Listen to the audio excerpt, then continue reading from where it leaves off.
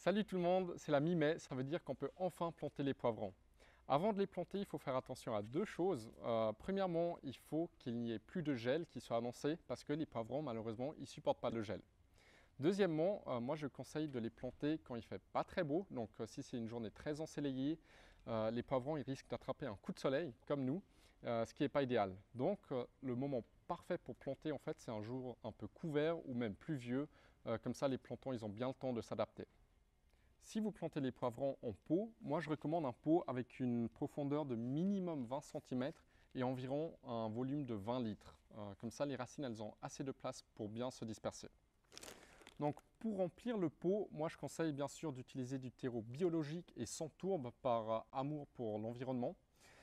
Le but c'est de remplir le pot jusqu'en haut, donc il faut vraiment que la terre elle touche le bord pour que les racines elles aient le plus possible de volume pour se disperser.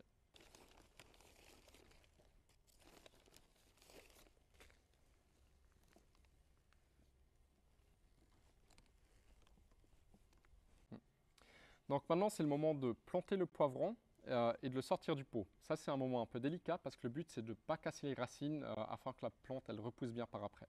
Donc ce que je conseille, moi, c'est de retourner gentiment le planton et de gentiment tirer sur le pot en le bougeant un peu jusqu'à ce que le planton il tombe en fait.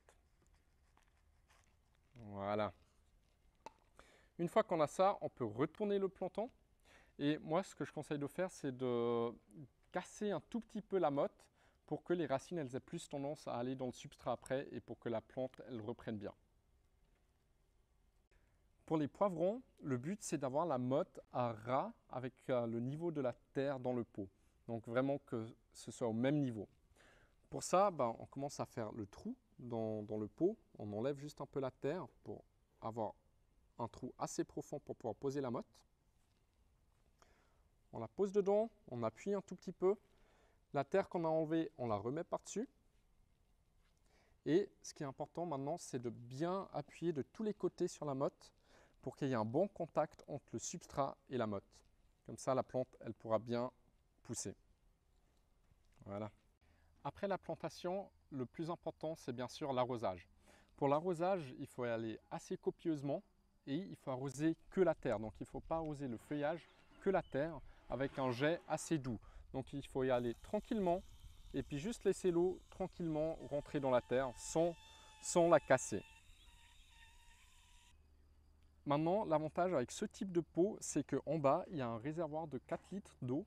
Et ce réservoir, en fait, il permet de continuellement amener de l'humidité dans la terre, ce qui veut dire qu'on doit arroser moins fréquemment. Donc après avoir arrosé par le haut, on peut remplir le réservoir du bas jusqu'à ce qu'il soit plein. Et après, on peut laisser les plantes tranquilles pendant quelques jours sans devoir se faire de soucis pour l'arrosage.